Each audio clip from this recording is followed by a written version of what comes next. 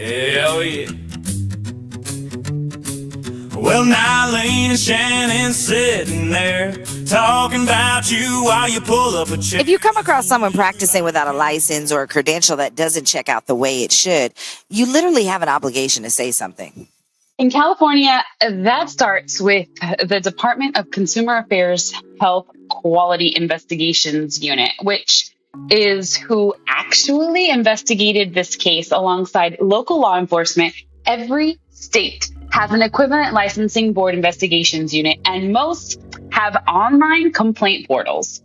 At the federal level for Medicare and Medicaid-related frauds, specifically, the HHS Office of Inspector General hotline, that's 1-800-447-8477, or you can even file a online oig.hhs.gov if you actually are thinking that somebody's committed some type of federal, fraud. Oh, and we're going to put this in the show notes of this episode. So, welcome back to Credentialing Chronicles. Nyleen, here we are, part of our hype series. I'm Shannen. And I'm Nyleen. Shannen, I want you to explain the title of this episode to people because it sounds a little bit like a typo. I know. Well, when you was telling me about it, it's not a typo. This is a man who was literally arrested for practicing medicine without a license, you guys, released on bail with an explicit court order not to practice medicine. And guess what? He was arrested again. Why? For practicing medicine. While out on bail. For practicing medicine. Nyleen, what are we doing? Oh my goodness. Say it a third time. It does not get less unbelievable. It doesn't. It doesn't. I mean, this is the case of, a lot of people called him Nate. He was out of Ventura County, California, and it is one of the clearest real world illustrations we've ever covered of exactly why license verification cannot be a one-time event. This is a perfect opportunity to plug in our sponsor, Baton. How many state board tabs do you have open right now, Nyleen? Oh, Shannen, way too many. And that's exactly why our sponsor, Baton Health, exists. Search, verify, monitor, and keep the receipts, honey, for the auditors. BatonHealth.com. All right, Shannen, thanks to our sponsor. But first, we have to do a little bit of a disclosure because we have not personally credentialed this doctor or have discussed with anyone his personal peer review information. All charges described are allegations from public court filings and law enforcement press releases, unless a plea or a conviction is noted. This is for informational purposes only and is not considered legal or credentialing advice. So this is one of those episodes where we got to say allegedly. That's what you're saying, right? Allegedly, yes. So I guess it all starts in Ventura, California at a clinic called Regan Spine and Nerve. Always the spine doctors. That was the Dr. Death out of Texas. He was a spine doctor too. It's a website advertised as natural, non-surgical, non-drug alternatives to combat pain or even dysfunction. And working there, treating the patient, Miss Nyleen, was a man that was calling himself a doctor. He was claiming to be a graduate of Avalon University School of Medicine, a school located in, I can't even say the word. Can you say it for me, Nyleen? Curaçao. With specialties that he described were in neurology, neuropathy, chiropractic medicine, and even a little bit of gut health. Shannen, that doesn't even make sense. How are you going to be a chiropractor, a neurologist, and a gastroenterologist? I'm a little confused. Nyleen, Nate said he did it all. Nate said all the systems was connected, and Nate does it all. I don't see how any of that could be true, honestly. Well, I mean, you're confused, Nyleen. What do you think the California Department of Consumer Affairs was thinking? I mean, the guy doesn't even hold a medical license, Nyleen, in California, in literally no capacity. Not as a doctor, not as a surgeon. Girl, he ain't a nurse. He's not a nurse practitioner. He's not a chiropractor. He doesn't like green eggs and ham. I mean, none of it. Oh my goodness, I can't. And he is not a licensed physician in any of the state of the United of these states. Oh my goodness. I know. And in February 2025, the Ventura County District Attorney, honey, they done got involved. Charged him a felony. These are felonies that he's getting, one felony, one misdemeanor count for practicing medicine without a license and literally representing himself as a doctor. So if you out there doing that, y'all, there's criminal charges associated with it. So that, of course, is arrest number one, because I mean, you can't pretend you're somebody that you're not, obviously. I mean, we as credentialing professionals know it all too well, right? So yeah, I guess you want me to just break down the whole credentialing, the whole arrest history. Well, we love all the crime. We're MSP, so we want the details, Shannen. We need the details. You're right. Give you the receipt. So he was arraigned on a felony complaint that had grown from being unlicensed practice of medicine, okay? Fraudulent use of the term doctor and physician, and literally identity theft, like you said, of a vulnerable person. Okay, so the prosecutors alleged that he had used the personal information of an elderly or dependent adult to obtain a line of credit without the person's consent, girl. He pleaded not guilty to all these counts, and then they literally released him on a $10,000 bail. Wow. Well, I'm assuming that the bail conditions were specific, right? Honey, the judge was extremely specific. Judge David, I don't know how to say his last name. His order was explicit, Nyleen. Nate was not to provide any medical services to any patient, not to offer any services, not to take any patients, or he would be taken back into custody immediately. Okay, so that sounds pretty serious, right? So how long did that last? I think maybe 2 or 3 days, Nyleen. I think maybe 2 or 3 days. Yes. Nyleen, I mean, how do we make it up for the people out in the credentialing world? But literally, according to the DA's office, only days after this man was arraigned, Nate was back out there at the Spine and Nerve Institute, treating the patients, allegedly, and accepting the payments. The exact thing, allegedly, that the judge had told him not to do. And that part is not allegedly. The judge did say don't do it. Oh my goodness. So they arrested him again, I'm assuming, right? Yes. On May 5th, 2025, he was arraigned second time. New charges, practicing medicine without a license, plus a new charge, Nyleen, specifically for using the title doctor and the DR prefix to imply that he was literally a licensed medical professional. And prosecutors kept the identity theft and the elder theft charges from the first case moving in parallel. So what was raised, I think bail was raised at like $50,000 now. And this time the judge's order was, if possibly even more direct, if he practices medicine. If he tries to, because he's not practicing medicine because he's not a real doctor. So if he pretends to practice medicine, right? Be explicit, right? That's what he should have said, Nyleen.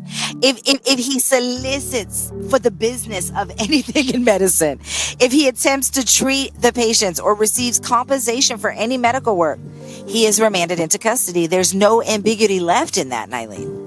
Before we move on, let's take a second to thank our sponsor, HST Pathways. This episode is sponsored by HST Pathways, the cloud-based platform helping ambulatory surgery centers bring scheduling, clinical, financial, and patient workflows all together. Schedule a demo today at hstpathways.com and let them know that Credentialing Chronicles sent you. Okay, Shannen, back to the show. Talk to me about who he was actually targeting, because the charging language keeps saying vulnerable. Yeah, it does. You're right. And prosecutors really made that explicit. The felony complaint cited aggravating circumstances, including that the manner of the criminal indicted, planning, sophistication, and professionalism, that it involved an attempted and actual taking, and that Nate took advantage of a position of trust. Of course. So, right? I mean, I agree. I mean, between the two arrests, Nyleen, he was also charged with identity theft and theft from an elderly or dependent adult, like we said. Right. So this wasn't opportunistic. This was a repeatable business model built around people who wouldn't ask too many questions, right? And I'm assuming he was trying to do this self-pay medicine, which really hurts my heart because there are a lot of good things happening in regenerative and holistic medicine with real doctors. And it's a shame that this person would put such a damper on the role and the safety and the love that we place over our true good doctors. And you ain't lying. And you is not lying. Right. And, people, even the doctors now that are trying to do the self-pay, it just puts a damper on that. Yeah. No, I know what you're saying. So, like he said, he was literally targeting these people. That's exactly, how they read it as well. And I want to flag something for our credentialing audience specifically. This wasn't his first appearance in a healthcare setting, you guys, under a title that he wasn't entitled to.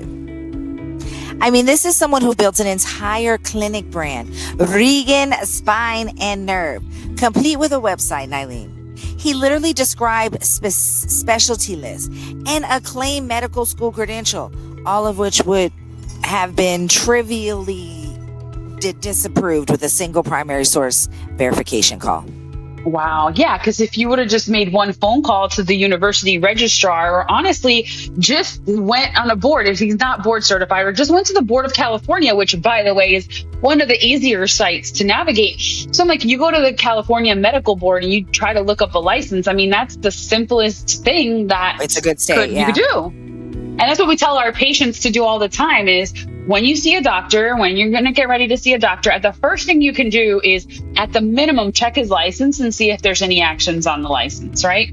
Yeah, especially with all the med spa clinics popping up, like you said, all the holistic clinics popping up. Like, I understand that you can give a good back rub and make somebody feel real good. But honey, that does not mean you are a doctor. It does not make you a DC chiropractor. Like, they are going through years of school, residency, training, mentorship.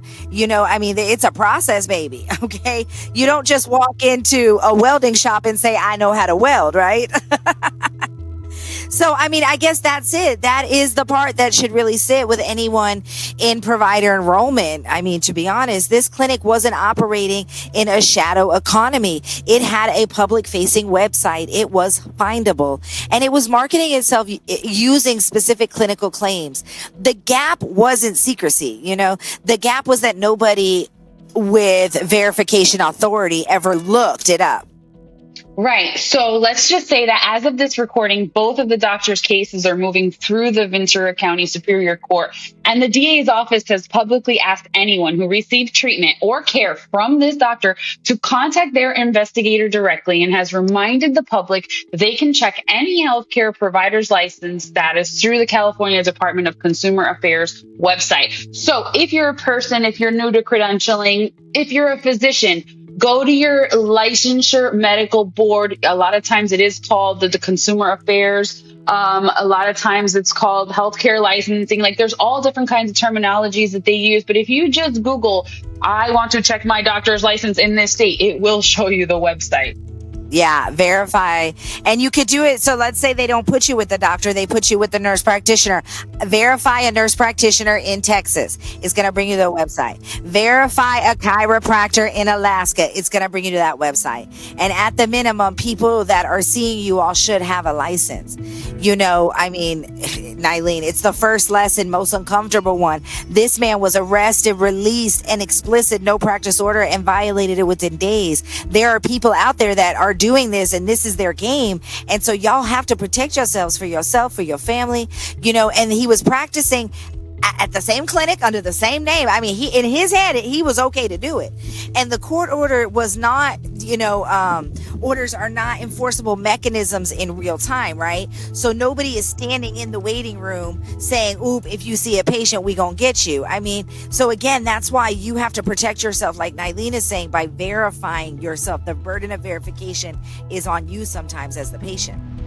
Right. And so let's just talk about billing a little bit, because secondly, right, it's a textbook argument for why license verification has to be continuous, and payers or anybody that's billing for this, and I'm sure this is probably self-pay, so insurances weren't involved, but this is why having a pay enrollment process where they are also verifying licenses and statuses, they're going to be able to be like the second double check, right? A felony charge and an active no practice order would have surfaced immediately. Primary source verification isn't just like a hiring day formality, right? You've got the sanctions, the charges, and the license actions happening on their own timeline, and of course not ours. So we have to check. So third, Shannen, and this is one that keeps me up, foreign medical school claims deserve a specific verification protocol. Can you talk a little bit about foreign medical school? Yeah, I mean, and to be honest, it's getting a little harder now, right, Nyleen? Because they're passing. Yes, I mean, we've talked about this in a lot of our live shows because, people are able to come over and say, oh, I was a doctor over here. And so they're not even requiring residency anymore. They're not requiring, those extra additional years over here. And so, they're under a special license with the medical board. But again, that is the valid way now. It's a special license that is verifiable under that medical board. So, yep. And so the last piece is this case is a strong argument for public license lookup, like we have said. The Ventura County DA office is explicitly telling the public to please check the status of whomever they are seeing to make sure that they are their own last line of defense. So if in your organization you have concerns about a credential that really doesn't add up, or you are a new hire at an office and you are the office manager, because what is this office manager doing that did not ask for this doctor's license? Like, hey, doc, how do you even order medicine? Because in order for me to sign up for a pharmacy to order any cocktail, even lidocaine or the steroid, right? If I want to order that, the first thing I had to give to the pharmacy is the doctor's license and DEA. And I don't understand how he got medicine without having a license or a DEA. So very, very interesting. It's very interesting, I mean, and it's, every single piece of the fraudulent credential, the medical school claim, the specialty list, the license itself was checkable with a single verification call as far as public records show. And, a lot of times coming in with the foreign medical, people just kind of give up. They just say, oh, I couldn't do it. I tried 3 times. I couldn't do it. Well, I think this is really a case that, is showing us we need to find a way. Like there needs, to be a way. Every state has a different story, but one thing doesn't change. Healthcare organizations across the country are facing increasing pressure to navigate a more complex reimbursement landscape. Whether it's evolving payer policies, managed care challenges, staffing shortages, or just the need to improve your overall financial performance, today's surgical providers are being asked to do more than ever before. In order for you to get some practical assistance, please visit nimblercm.com and let them know Credentialing Chronicles sent you. Okay, Shannen, thank you so much for the tea today. What are we going to do? What are we going to do next? I'm so excited. I know we have so much stuff coming up. I mean, let's just give a really quick PSA. Patients, I mean, this was really a PSA for patients. This whole episode was a PSA. Patients, verify your license. Verify your doctor's license before you go to the doctor. MSPs, verify licenses on initial, recred, and monthly. And doctors, make sure you keep your license up to date. And if you see somebody practicing without a license, tell on them, okay? Yes. But what does Credentialing Chronicles have coming up? Just so much. So many people have just been contacting us, and we're really excited about that and the opportunities that are presenting itself. But, we're going into NAMS. NAMS is coming up in October.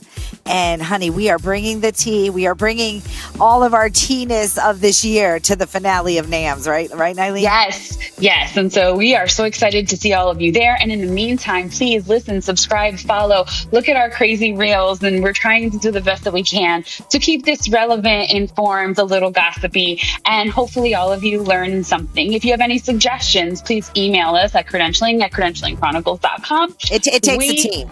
It really does. And we absolutely love the opportunity to share your tea anonymously.